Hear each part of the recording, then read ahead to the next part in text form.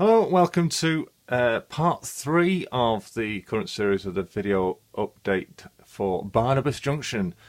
This one I'm going to be featuring on the transition now that's beginning to DCC from DC.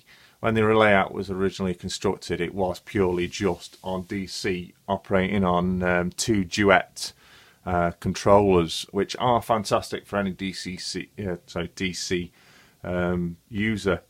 Really powerful controllers, recommend for anyone just going to stay with DC. But I have now decided that a time has come to make the decision whether to stay on DC or go to DCC, and I have decided that it is time.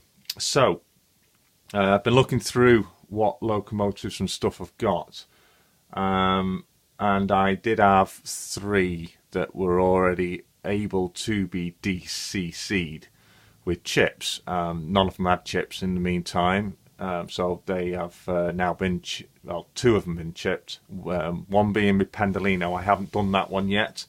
One being a Class 153 Northern Rail livery, that's been chipped. And my Freightliner Class 66, that's now been chipped.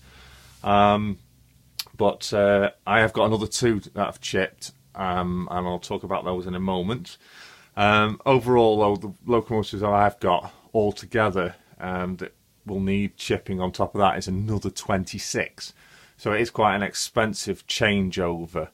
So a couple of chips will be probably done once a week or once every couple of weeks, just when funds are available. So to change over to DCC, we need to do some additional wiring on the layout. Now, I have got the starter pack wire. This was from off eBay. Thanks to Dave from Cottesmore Junction, he advised me on a good starter pack to get. And there's a good amount of droppers in there, the thinner wires, and a good length of black and red bus wire to install on the layout. I'm hoping there is enough here, but we'll see how it goes. I might have to get another pack.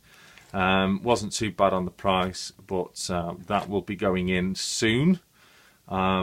Just got some working out to do on how the wiring is going to go into the layout, because 2 sides of the layout are actually on top of cupboards, so access is a bit limited, but the main station side and the bridge section opposite the station, they're fully accessible underneath, so that won't be any problem. But we'll cross that bridge when it comes to it. So that's the bus wire kit. Looking forward to getting on with that. Yeah, going to be interesting to say the least. Alright, back to the locos. So they've all got to be chipped. The ones that are just DCC run, they're DC run, and they aren't DC ready. So they've got to be what's called in the term in model railways hardwired. It's not easy if you don't know what you're doing. I've done a lot of reading up about it, a lot of YouTube videos to view out there about it, and I have done successfully my first hardwire, and I'm quite pleased with it. It wasn't as hard as I thought it was, but with the hardwire I've only done the actual operating of the loco. I haven't done any lighting with it, because the loco I've done hasn't got any built-in lighting. That'll be done at a later date. So I did some shopping around to find some good chips, ones that weren't expensive, and I came across these particular chips. These chips are from what's called the Widget Shed. These are actually a model railway society that have chips produced for them, or they produce them themselves. And I've got to say, they are absolutely fantastic. As you can see, just closer to the camera for you, these are the chips. They come with extra wiring for further lighting to be added to them. The normal 8-pin, these are not the 21 pins, the 21 pin chips for a more advanced DCC, which gives off for sound effects, but I'm not going that far yet. We'll see how things go in the very far future. So these are 8-pin ones. As you can see, I did get 3 as a tester. I've still got 1 left. There's one I've used. That was one I did for the hard wiring.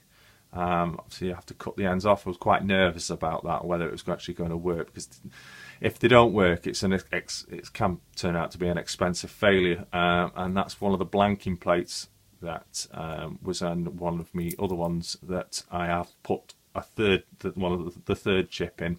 So yeah, I got 3 chips. I've used 2, 1 hardwired, 1 direct wired into my locomotive. I did have my Freightliner 66 though. That was chipped some time ago with the Gauge Master, so that one's okay. But I've just got a few problems with the actual Freightliner itself. I'm not sure whether it's the chip that's failing or whether it's contacts on the locomotive. It stutters a bit, so I'll look at that in the distant future. But yeah, still 1 chip left to do. Not sure what I'm going to be putting that in, whether I'm going to hardwire another locomotive or put that one in maybe into my Pendolino. We'll see how it goes. I think though I need 2 chips from my Pendolino, so it's looking more like this will be an additional hardwire chip. So yeah, I've got a Hornby Select. A bit confusing. I've never used one before. Slowly learning. Got the manual to go with it. Been playing about with the instructions and stuff, and how to do acceleration and deceleration on startup. Doing your chip programming per locomotive. So I've got 4 locomotives now that are programmed into this, and I'm going to show you them in a moment. So yeah, DCC. It's difficult and it's not difficult. It depends on which way you look at it. So yeah, chips, brilliant, really impressed with that. So I'm going to get on and I'll actually show you the 4 locomotives that are chipped here at Barnabas Junction. Now the inner line on the layout, the inner branch line, that is what the Select is connected to. The rest of the lines, the other 3 lines, the upper and the 2 main lines, they aren't connected to this yet. That'll come when the bus wires are going in. So I'm going to spin the camera around now over to the station area, and I'll introduce you to each of the locomotives. So here we go, just slowly spinning you around. Okay, so let's line the camera up. There we go. So first of all, let's bring in our Class 153 in Northern Rail livery. Here we go.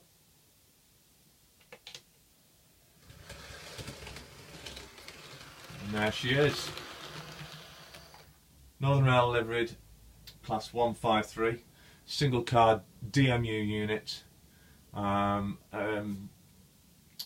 Really, that was straightforward. It was DCC ready, okay already. So that is one of the direct chips that have gone in. One of these chips I've got hold of from the widget show. So we're going to move that one along now. Move her along. There we go. Outside. So now we're going to bring in. Now this is the one that I have got a Gauge Master chip in. It's my Class 66. Now I say before, I've had problems with this. I'm not sure it's the chip. I'm not sure if it's a chip or whether it's the actual locomotives. It might be the contacts on the locomotive. It does stutter. It's a struggle at times, a bit confusing, and I'm not sure what to do with it.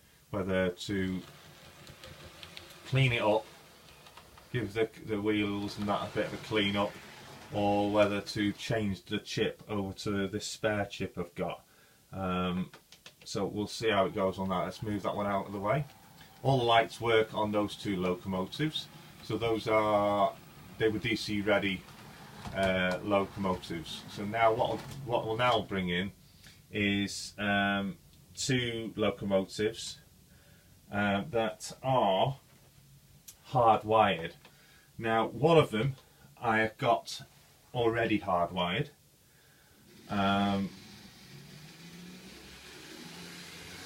As you can hear it coming round. Here it comes. Class 37 DRS. It's numbered 37607. This one was already chipped. and hardwired. And I used this one as a test to see how actually a hardwire takes place. If anyone wants to know more about hardwiring, feel free to just comment below, and I might do a video with the body off, explaining how it was operated and done. I'm just going to move that one slightly over because I don't want to take that one off the screen. And I'll bring in the second one, which you can hear now. And here it comes. This is the one I did personally myself. There it is, as you can see. It's also a DRS class 37, number 37609. So I now have a pair, 37609 and 37607. So they're going to be great together for double heading. Really going to be looking forward to that. You can program two locomotives to run off the same ID. So when you operate one, it operates both of them at the same time, same power, and you need to put them on the same chip ID. That's something that's explained in the booklet. Not something I've actually gone and done as of yet, but I will be doing that with these two locomotives quite possibly. So there you go.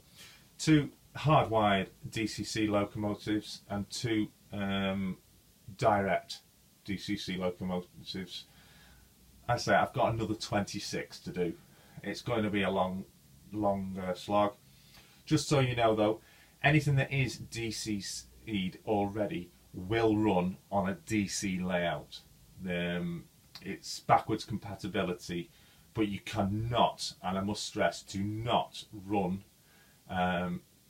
DC only locomotives on a DCC powered layout, as you'll very possibly burn the motors out.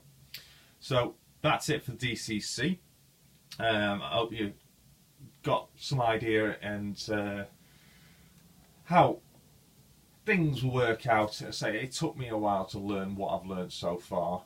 I will do future updates on DCC for Barnabas Junction, maybe showing the next one when the bus wires go in and the drop links. So for now, it's goodbye from Barnabas Junction, DCC.